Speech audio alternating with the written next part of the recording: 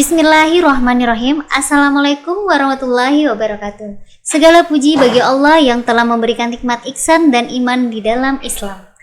Mensiarkan kepalsuan nasab Ba'alawi ini adalah wajib hukumnya, sebagaimana wajibnya kita menjaga marwah Rasulullah dan menjaga kesucian nasab Rasulullah Muhammad sallallahu alaihi wasallam.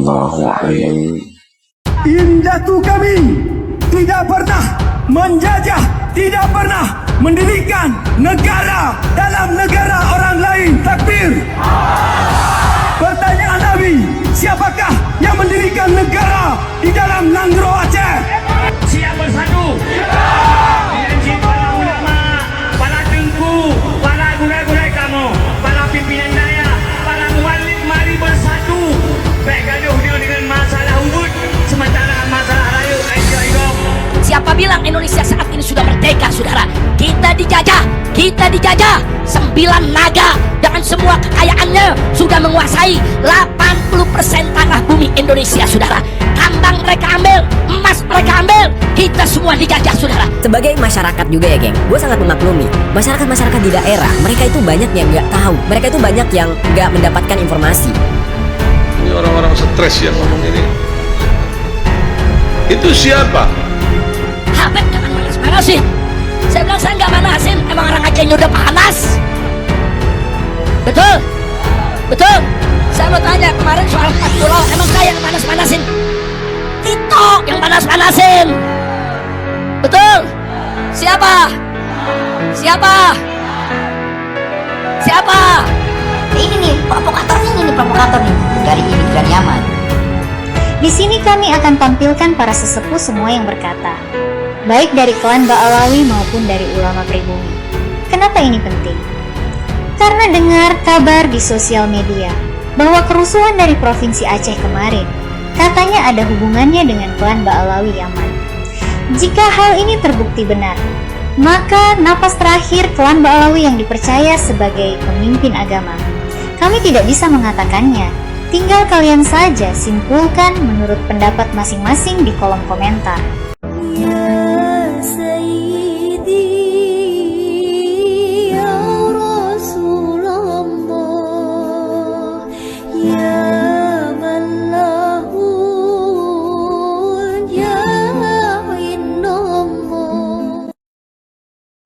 Mensiarkan kepalsuan nasab Ba'alawi ini adalah wajib hukumnya, sebagaimana wajibnya kita menjaga marwah Rasulullah dan menjaga kesucian nasab Rasulullah Muhammad sallallahu alaihi wasallam.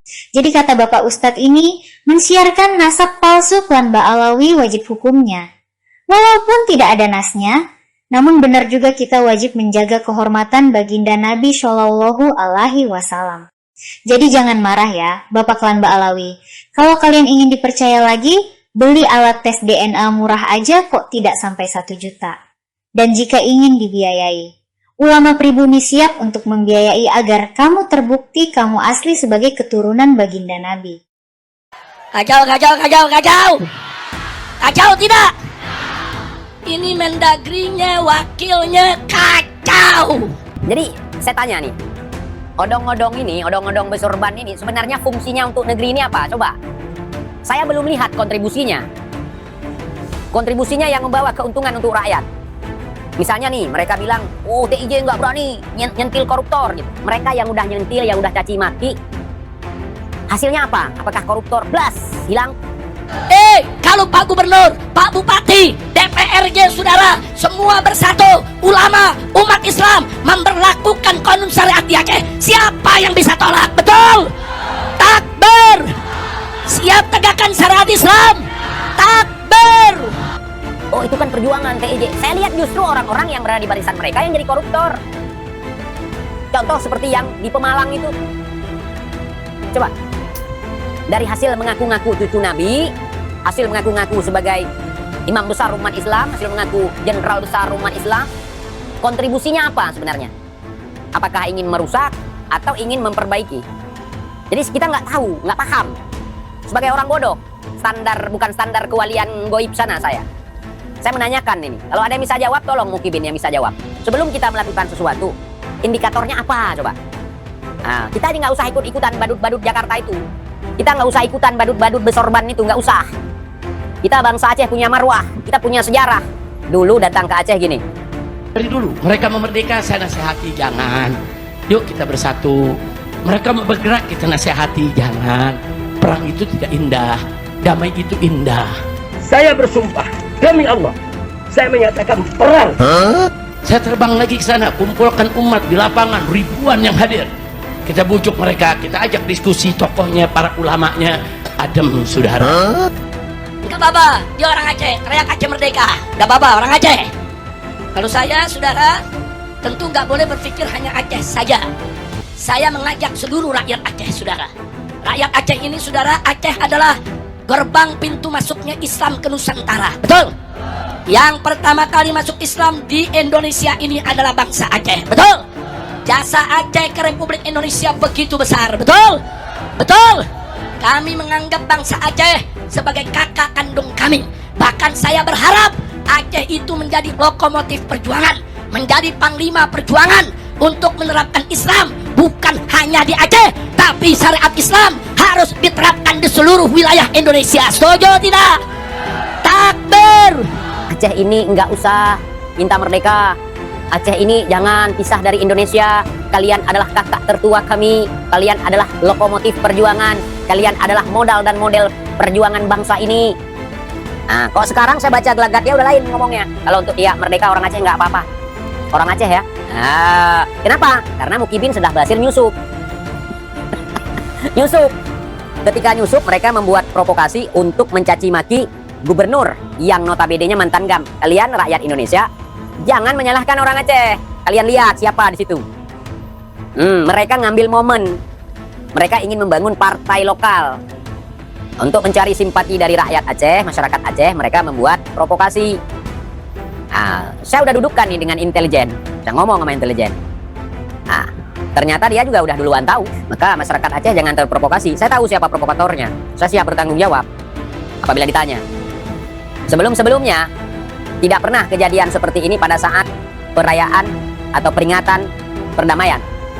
Baru kali ini. Coba kalian lihat, abang ini seorang pejuang alias mantan GAM, tapi tidak pernah mensuarakan kemerdekaan untuk Aceh, karena beliau mempergunakan akalnya sebaik mungkin.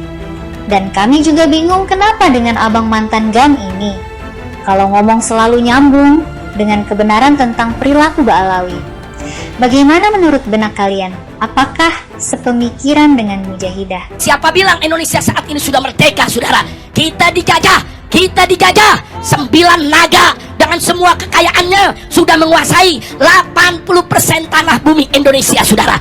Tambang mereka ambil, emas mereka ambil, kita semua dijajah, saudara. Sebagai masyarakat juga ya, geng, gue sangat memaklumi masyarakat-masyarakat di daerah, mereka itu banyak yang nggak tahu, mereka itu banyak yang nggak mendapatkan informasi, ya kan? Ya mereka bingung ketika hasil alam mereka dikeruk, tapi ketika mereka membutuhkan bantuan tidak sampai. Ya asumsinya bisa liar, mereka bisa menyalahkan pemerintah daerah, tapi kalau pemerintah daerah bisa bermanuver, akhirnya mereka menyalahkan pemerintah pusat. Tapi kalian harus ingat, geng, setiap bantuan dari pemerintah itu bukan uang pemerintah, geng. Misalkan pemerintah pusat ngirim ke daerah bantuan sekian T, itu bukan uang pemerintah, itu uang rakyat yang dikelola oleh pemerintah dan kembali ke rakyat lagi. Jadi sistemnya itu adalah pemerintah pusat mengelola sumber daya alam di daerah, ya. Duitnya disimpan di pusat, lalu ketika orang-orang daerah membutuhkan untuk pembangunan, baru pemerintah pusat mengirimkan ke daerah lagi. Ya sistemnya kayak gitu. Pemerintah pusat ini hanya mengelola. Ya kayak ibaratnya kalian nabung di bank, kalian naruh duit kalian di bank, uang kalian dikelola oleh bank. Bank itu tidak menyimpan uang kalian di brankas, tapi uang kalian itu disebarkan, dikasihkan buat dana kredit, dikelola untuk hal-hal lain. Nah nanti ketika uang kalian itu menghasilkan uang lagi, itulah yang disebut dengan bunga. Ya kan? Bunga bank itu dari sana, geng. Ketika uang yang kalian tabung itu menghasilkan uang lagi, menghasilkan bunga, dan uang yang dihasilkan lagi itulah yang dibagikan ke kalian, yang disebut sebagai bunga. Kalau di dalam agama Islam itu adalah riba. Nah, berbeda dengan uang yang dikelola oleh pemerintah, itu tidak akan berbunga. Tapi sewaktu-waktu ketika orang-orang di daerah membutuhkan uang itu untuk membangun daerah mereka, entah terdampak bencana atau ingin membangun sekolah, rumah sakit, fasilitas dan segala macam, pemerintah pusat wajib mengeluarkan dana tersebut yang sudah dikelola melalui pemerintah daerah. Gitulah bahasa simpelnya, kurang lebih. Kemaksiatan merajalela di mana-mana. ulama dikriminalisasi. Saudara, maka itu saya mengajak kita merdekakan Indonesia dari oligarki busuk. Kita bebaskan Indonesia, merdekakan Indonesia dari segala kemungkaran, dari segala kemaksiatan, dan kita merdekakan Indonesia dari semua pejabat jahat dan bejat. Setuju tidak? Setuju tidak? Saya mengajak semua kita merdekakan Indonesia dari pejabat bejat. Setuju tidak? Takbir. Nah, karena selama ini mereka nggak punya power di Aceh. Nah, kalau misalnya datang kemari bikin acara itu kibin, tapi secara keseluruhan nggak. Nah, jadi mereka ingin menunggangi gitu.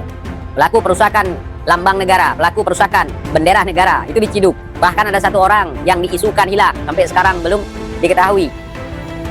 Nah, udah bikin kayak gitu, orang hilang udah pulang rumah bubar, main lagi di TikTok. Kita sudah berdamai. Orang-orang yang bertikai di masa lalu itu sudah berdamai. Ada yang nggak berdamai, mereka di luar negeri. Dengar tuh, kita sudah berdamai. Kita sebagai rakyat adalah kekuatan yang benar, sehingga janganlah mudah terprovokasi dengan sejumlah tokoh agama yang mengajak kepada keburukan.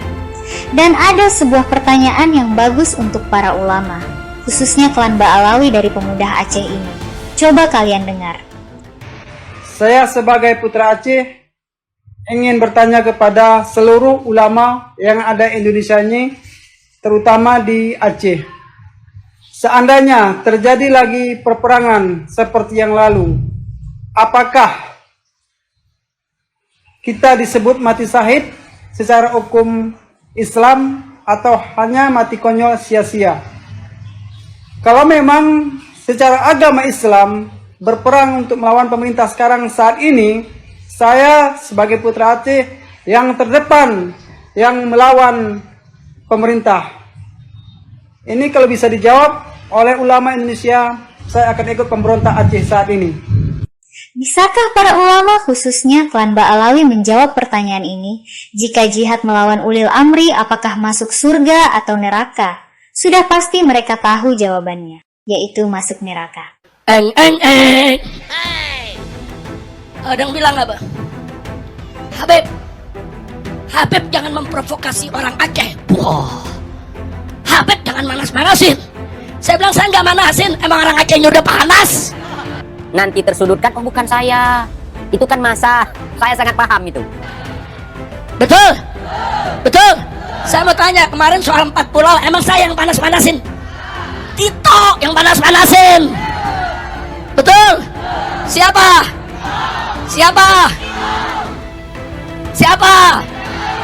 Tito. Model-model kayak gitu mudah-mudahan keluar segera dari Aceh. Anak-anak Aceh jangan terpengaruh, anak-anak Aceh jangan terprovokasi. Jadi yang maju itu walaupun ada yang mantankan, tapi dia nggak tahu kalau dia sedang disetir oleh satu kelompok. Kalau saya jelas sekali melihatnya. Dia mau nyenangin anak raja. Bukan anak, mantu. Mantu nomor 2 sama-sama maling. Yang mau dicolong Pulau Aceh. Saya nggak suka playing victim. Nah, ketika nantang-nantang aparat, ketika dibalas hajar nanti, dia tuh aparat mukulin kita, itu saya nggak suka. Itu tindakan pengecut. Playing victim itu pengecut. Saya sangat paham. Nanti ketika ada permasalahan ini itu segala macam, ketika didukung oleh rakyat, oh saya nih. Nah, kalau GAM nggak berhasil memerdekakan kemarin, oh saya nih.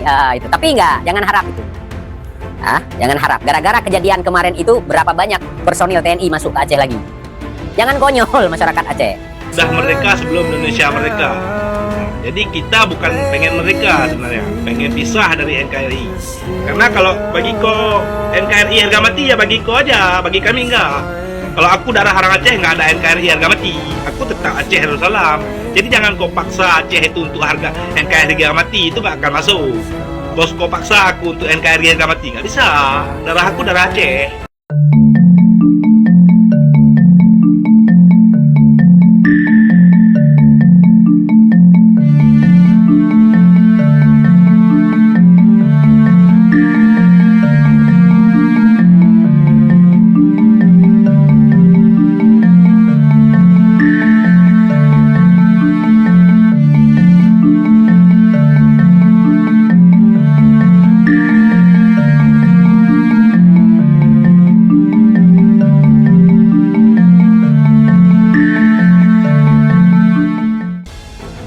berapa banyak, seharusnya nggak ada penambahan lagi. Gara-gara ricuh kemarin itu mengganggu kestabilan nasional, mereka menambahkan personil lagi.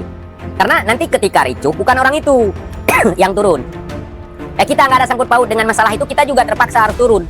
Seperti yang sudah-sudah. Mereka sekarang kebingungan. Kenapa saya katakan kebingungan? Mukibin banyak yang sudah sadar. Pak Jokowi bukan lagi presiden. Pak Prabowo nggak berani, mereka seperti ganasnya ke Pak Jokowi. Ya kan? Nggak berani. Kemudian ketahuan kalau dia bukan cucu Nabi. Masih juga pede. Keluar-keluar, kalau saya malu itu 7 turunan. Malu sekali saya. Kita dulu teriak-teriak, persekusi orang, mukulin kiai, menjelek-jelekkan sana, merasa diri paling suci, merasa diri paling absah nasabnya. Ketika dipermasalahkan, ketika dipertanyakan, nggak bisa jawab. Bingung kan? Ngamuk-ngamuk. Kalau ente nggak bisa membuktikan, ngapain ngamuk-ngamuk? Kalau ente memang tidak tersambung nasabnya, diam aja, nggak usah keluar-keluar. Kalau memang salah, ya katakan tidak nyambung, ya katakan tidak nyambung. Apa besok kita nggak akan ditanyakan di akhirat? Saya tanya, dari hasil ngamuk-ngamuk itu apa yang membawa keuntungan untuk rakyat? Saya tanya, keuntungan untuk masyarakat Indonesia, keuntungan untuk umat muslim di Indonesia apa? Apakah dengan ngamuk-ngamuk itu korupsi hilang? Apakah dengan ngamuk-ngamuk polusi hilang? Apakah dengan ngamuk-ngamuk Indonesia jadi negara yang adidaya? Mereka itu nyari isu ya ikhwan. Enak aja kalau ngomong. Ini orang-orang stres yang ngomong ini. Itu siapa? Yang ada di Gresik itu, Habib Bakar Muhammad Sadar Gresik itu mufti, orang alim besar. Itu siapa? Habib Yahya Betawi, mufti Betawi. Orang alim-alim mereka, belajar mereka nih ke tempat yang lain. Telah ditemukan dokumen digital bahwa Habib Ali Al-Habsyi alias Ali Kuitang ternyata di masa hidupnya mendapat penghargaan dari pemerintah kolonial Belanda. Sayyid Ali Al-Habsyi, Volksprediger te Batavia. Ada 2 bahkan ya, jadi sama itu di sini. Jadi memang valid. Ada di KITLV. Nah, di sini tertulis jelas ini. Ya, Ali bin Abdurrahman Al-Habsyi, ya berarti pas ini, ya sangat pas. Bahwa yang dimaksud itu adalah Habib Ali Kuitang ya. Nah, jadi melihat tanda jasanya ini ada 2. Kalau gurunya yang bernama Utsman bin Yahya itu hanya memiliki atau mendapatkan 1 medali bintang salib singa, maka Habib Ali bin Abdurrahman Al-Habsyi ya berarti itu double.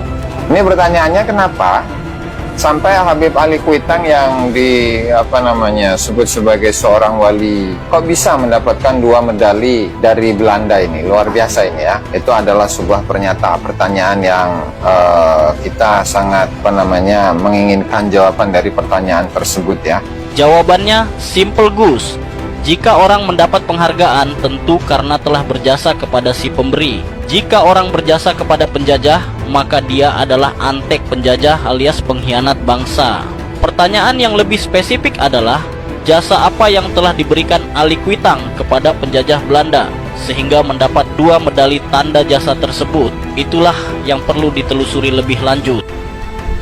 Orang alim-alim mereka, belajar mereka di tempat yang lain. Apa kata-kata di situ? Sultan Hamid II menandatangani sebagai Mayor Jenderal dan ajudan istimewa Ratu Wilhelmina, Ratu Belanda pada 1946. Kita sedang dikejar-kejar Belanda, mau dibunuh Belanda, Sultan Hamid menerima jabatan itu. Patriotisnya di mana? Dan dia pernah dihukum 10 tahun. Ada persyaratan undang-undang, tidak mungkin dia diterima oleh karena pernah dihukum selama 10 tahun. Di samping menerima jabatan demikian rupa sebagai ajudan dan pangkat yang dibanggakan sebagai tertinggi pada tahun 1946. Pada saat Belanda sedang mengejar-ngejar kita. Pada saat Ratu Wilhelmina sedang mengejar-ngejar kita. Di mana patriotismenya? Kalau mau jujur. Nah, saya meminta agar supaya guru-guru jangan terkecoh dengan hal-hal seperti ini. Anda itu guru harus objektif memperlihatkan kepada murid-muridnya dengan fakta yang jelas. Ini fakta, yang memberikan fakta itu panitia dari sana, keluarganya sendiri yang memberikan dokumen. Orang alim mereka, belajar mereka nih ke tempat yang lain. Tapi karena mereka timbul dalam hatinya kedengkian, tapi karena mereka ini adalah sebagian orang-orang pesanan, sehingga mereka membenci kepada para keturunan para habaib. Aneh ya. Pak Mudor kelihatannya ngamuk-ngamuk karena air sumurnya kurang laku sekarang ya. Iklannya dimantapkan lagi, Pak. Nah, sekali minum air tanggul itu langsung bisa terbang gitu iklan. Nah, promosi kurang, apalagi dihalau sama Kiai Imad. Makanya Kiai Imad itu sebagai penghalang. Laporkan Kiai Imad. Nah, laporkan Kiai Imad. Itu menghalangi penjualan produk sumur keramat. Apa yang saya katakan 6 tahun lalu, 7 tahun lalu terbukti. Orang yang tidak haus akan pujian, orang yang tidak haus akan sanjungan, dia nggak mungkin marah ketika ada yang nyenggol dia. Ketika ada yang nyenggol dia, dia merasa nama baiknya terkuliti, nama baiknya tersenggol, nama baiknya rusak. Itu orang yang nggak punya nama baik sebenarnya. Hari ini kita caci maki orang, fitnah orang, sebut nama orang ini, sebut nama orang itu, ya kan? Mengejek orang ini, mengolok-olok orang itu. Wajar kalau hari ini lu diolok-olok sama orang. Saya atas nama Ahlul Bait, habaib semuanya berani bersumpah demi Allah dan Rasulnya, kalau seandainya kakek moyang kami berdusta menyatakan bahwa kita keturunan Rasulullah padahal bukan, maka laknat akan turun kepada kami dan kakek moyang kami semuanya. Mubahalah lagi. Kalau lu tidak tersambung ke Rasulullah, lu akan dipermalukan oleh Allah. Mubahalah lu sendiri. Dan itu yang terjadi hari ini. Kalau orang mulia, mungkin diolok-olok, saya tanya. Orang yang memiliki kemuliaan, derajat tinggi, keturunan suci, mungkin diolok-olok sama orang. Orang yang memiliki itu, yang pertama, dia akan disegani. Kalau disegani itu, dihormati di depan dan juga dihormati di belakang. Bukan karena takut dia sama kita sehingga dia nggih. Coba lihat. Orang yang haus akan kekuasaan, ingin menguasai Nusantara. Orang yang haus akan pujian, orang yang haus akan kehormatan, orang yang gila hormat, haus akan sanjungan. Mereka orang-orang yang seperti itu, ketika dibully langsung ngamuk-ngamuk, marah-marah, nggak ketulungan.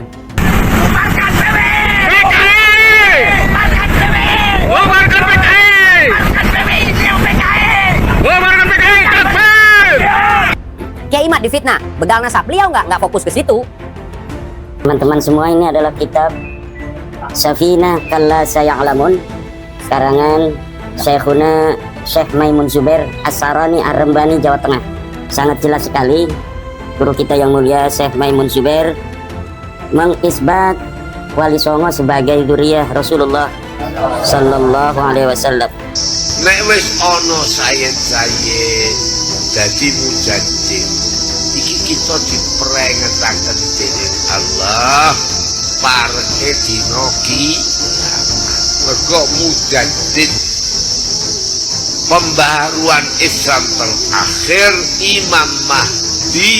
Imam Mahdi ku turunane Gusti Kanjeng Nabi. Dikatakan oleh Syekh Maimun Zubair, bal yustaharu anna dukhulan nasi fil Islam ladaina la yunkaru annahu min hadfil awliya ittis'ah alladina kana mu'zamuhum fitrata Rasulillah sallallahu alaihi wasallam. Ini adalah tulisan Mbah Mun Sarang Rembang dengan tegas menyatakan bahwa para wali songo yang menyebarkan Islam di tanah Jawa ini adalah keturunan daripada Rasulullah Muhammad SAW, dan tidak ada satu isbat pun dari Mbah Mun kepada Ba'lawi sebagai keturunan Rasulullah SAW. Imad bin Sarman, anak haram, beliau nggak marah, nggak merasa terhina dengan itu. Begitu juga saya nggak merasa terhina dengan itu, karena yang dia katakan adalah fitnah. Sementara kita tahu diri kita siapa, asal usul kita siapa, ya kan? Kita nggak merasa itu dihina ke kita. Hinaan itu ya diri mereka sebenarnya, dan itu sudah saya buktikan. Mereka bilang saya ini bencong, diedit foto saya dikasih lipstick, ternyata keluarga mereka sendiri. Saya dituduh orang yang memfitnah dzurriyyah Nabi, ternyata mereka sendiri. Memfitnah gelar sayyid itu adalah Syiah, kemudian gelar syekh adalah Wahabi. Yang asli Ahlussunnah wal Jamaah lah habaib. Itu yang terjadi 5 tahun yang lalu. Artinya Kiai Haji Mbah Maimun Zubair tahu bahwa dinasti Ba'alawi bukan keturunan Nabi, namun beliau hanya diam karena setebal itu kitab. Tidak ada satupun nama dari Ba'alawi masuk ke dalam pustakanya. Benar-benar klan Ba'alawi terkuliti dalam komentar mereka. Apalagi jika video ini viral hingga ratusan ribu atau 1 juta orang yang menyimak, maka 1 juta orang itu juga insya Allah terselamatkan dari pembodohan agama. Sekarang cuma Muhyiddin yang satu ini saja yang belum sadar-sadar. Sebenarnya dia sadar, tapi karena sudah terlanjur berteman dan dipuja-puja di istana Ba'alawi, akhirnya bertahan di dalam kebatilan. Semoga Allah memberimu hidayah ya Ustadz. Nasab Wali Songo itu juga Ba'alawi, ketika turunan Wali Songo itu juga habaib, Pak. Cuma kenapa kok tidak disebut dengan Habib? Keturunan Wali Songo Arab pematai disebut Habib. Mereka dahaguna Habib Lutfi bin Yahya Pekalongan. Dulu waktu umat Islam, orang-orang Indonesia dijajah oleh Belanda, kalau ketahuan dia adalah dzurriyyah Rasul, maka dia itu pasti akan diincar oleh Belanda. Sehingga dzurriyyah Wali Songo itu menyimpan kehabibannya. Kata Habib Lutfi bin Yahya seperti itu. Nah, jadi Wali Songo dan Ba'alawi sama-sama keturunan Rasulullah. Sunan Ampel namanya Raden Rahmatullah, tanpa ada embel-embel nama Al-Atos. Nggak ada Wali Songo Sunan Ampel Al-Idrus. Nggak ada nama Sunan Bonang Al-Hajjat. Nggak ada nama Sunan Derajat Asgaf. Nggak ada nama Sunan Kalijogo Al-Kadiri Albar. Nggak ada, karena nama Wali Songo satu pun nggak ada yang diembel-embeli marga orang Yaman itu. Sementara orang Yaman di sini membawa serta melestarikan marganya. Ini Asgaf, ini Al-Habsi, ini Al-Hajjat, ini As-Saqaf, ini Al-Kadiri, ini Al-Atos, ini Al-Idrus. Mereka punya tradisi itu. Wali Songo satu pun nggak ada yang begitu. Maka klaim katanya Wali Songo orang Yaman, klaim katanya Wali Songo dari habaib, itu klaim yang tanpa dasar. Zaman rodok bodoh sakarepmu, tapi ojo bodoh nemen-nemen. Terus lek kula terang ning ini ki ojo diarani memecah belah. Orang yang membuat kepalsuan nggak tahu fonis memecah belah. Orang yang ingin meluruskan malah dicap memecah belah. Terus akalmu nanti. Biarlah Allah yang membuktikannya. Kita ngapain ngotot kalau memang bukan? Berdaulat. Ayo siap dagang hati hati lo. Siap. Ayo siap bela agama lo. Ayo siap bela nanggro lo. Maka ditanya adalah nanggro yang berdaulat dari awal segalom. Nanggro kau berdaulat. Artinya segalom RI berdaulat. Maka hana hak nyo dibubarkan. Hana hak ditanya dipun dilarang untuk menyuarakan kedaulatan bangsa lo. Karena menyuarakan kedaulatan adalah hak semua bangsa. Menyuarakan kedaulatan adalah hak Negeri Bandung, dibiarkan oleh undang-undang, baik undang-undang nasional atau undang-undang internasional. Apalagi ditanyakan pemberontakan. Karena apa kon? Karena ditanya naga yang pukul nanggro yang karena lebih awal. Masa ada sebuah negeri tua berontak kepada negeri muda. Nyohaya, maka oleh karenanya nyo akan ditanya tak suarakan bersama, maka perlihat persatuan. Siap untuk bersatu. Ada ditanya masing-masing. Baik bendera lo, baiknya masing-masing. Lagi kundro, tapi kita bersatu. Ulama, pejuang, anak muda, mahasiswa, Pak Bandung yang harus bersatu. Siap bersatu. Janji para ulama, para tengku, para gurai-gurai kamu, para pimpinan daya, para muwalib, mari bersatu. Baik gaduh dia dengan masalah Ubud, sementara masalah Rayuk Kaijau Igop. Gaduh dia masalah Ubud, Ipai Patang Aju Jakarta. Gaduh dia masalah Ubud, Muhlam Nang Roy Aju. Meyak dia gaduh tamu pakai bangsa Lun. Gaduh tamu pakai wai bangsa Aceh. Maka preh sabosah rumah tanah yang bak gaduh kai pulau Ligop. Preh anak-anak kitanya akan dikubura Ligop. Preh anak-anak kita akan penjilat pengemis Pak Jalawan begitu kok. Maka oleh karenanya mesabah, yang penting mesabah, menjaga mesabah bangsa. Yang tapakat ditanya akan masih siap untuk mesabah. Siap untuk mesabah. Aktif. Allah nak pegawala tanah sawi.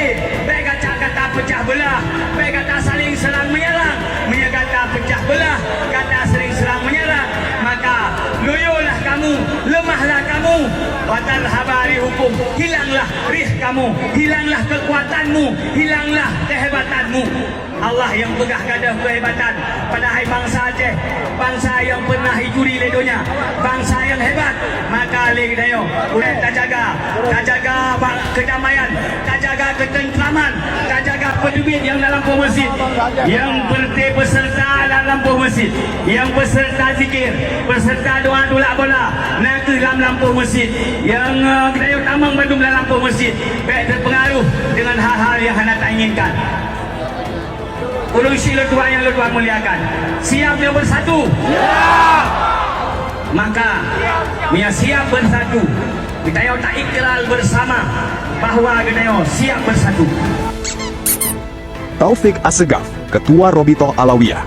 Kini dia sedang termenung memikirkan masa depannya yang kian hari terasa semakin suram. Karena silsilah palsunya yang ia jaga selama ini kini sudah terbongkar. Dan warga pribumi sudah tidak membutuhkannya lagi. Apa pendapatmu? Silahkan komen. Nih, tahu nggak nih? Ini imigran Yaman. Usman namanya, Nasir Usman, yang selalu menjadi provokator untuk rakyat Aceh. Tiap hari kerjaannya cuma menjadi provokator. Yang namanya keturunan imigran di mana-mana itu udah pasti akan menjadi provokator, paham nggak? Di negara manapun begitu. Yang namanya kalau negara itu ada habibnya, udah pasti ruwet, ya kan? Ini orang ini nih nggak pernah datang ke tanah Aceh, cuma keluar-keluar di luar negeri. Kemarin kan pecah tuh rakyat Aceh dengan aparat. Ini nih provokator nih dari imigran Yaman. Emang imigran Yaman tuh kalau didiamkan terus maka akan selalu bikin kan. Makanya dilawan, paham? Dilawan, nyungsepin, kalau nggak cungsepin gitu, cungsepin, dus gitu, enak. Indatu kami tidak pernah menjajah, tidak pernah mendirikan negara dalam negara orang lain. Takbir. Pertanyaan Nabi, siapakah yang mendirikan negara di dalam Nanggro Aceh? Indatu kita tidak pernah menjajah orang lain. Maka kepada bangsa Indonesia, wahai Bapak Presiden, maka jaga batas. Bukan kami yang menegakkan negara di dalam negara, tapi Indonesia lah yang menegakkan negara di dalam negara. Nih, memang dimanapun tempatnya, dimanapun tinggalnya, imigran Yaman itu bisanya hanya menjadi provokator dan menghasut orang yang di sekelilingnya, karena mereka mengaku sebagai keturunan baginda besar Nabi Muhammad Shallallahu Alaihi Wasallam. Makanya orang-orang yang terkena hasut itu mengikuti apa yang junjungannya katakan. Tapi setelah terjadinya kerusuhan di Aceh kemarin tanggal 15 itu Al-Katiri itu, marga Al-Katiri itu, Yaman Al-Katiri atau Al-Kataro itu langsung hilang. Begitu berhasil menghasut masyarakat Aceh, pecah, langsung merusak bendera merah putih, menginjak-injak logo Garuda. Setelah itu mereka langsung menghilang, entah kemana. Itulah kelakuan-kelakuan kaum Mbak Alawi. Jadi kita sebagai masyarakat pribumi yang berotak, yang punya logika, tidak seperti Nuki bin Doon, jadi kita harus waspada oleh hasutan-hasutan Mbak Alawi, komunis, Asgenazi, Kaukasus yang mengaku sebagai keturunan Nabi palsu. Oke, salam waras. Selalu saya berjumpa dengan Nabi Muhammad.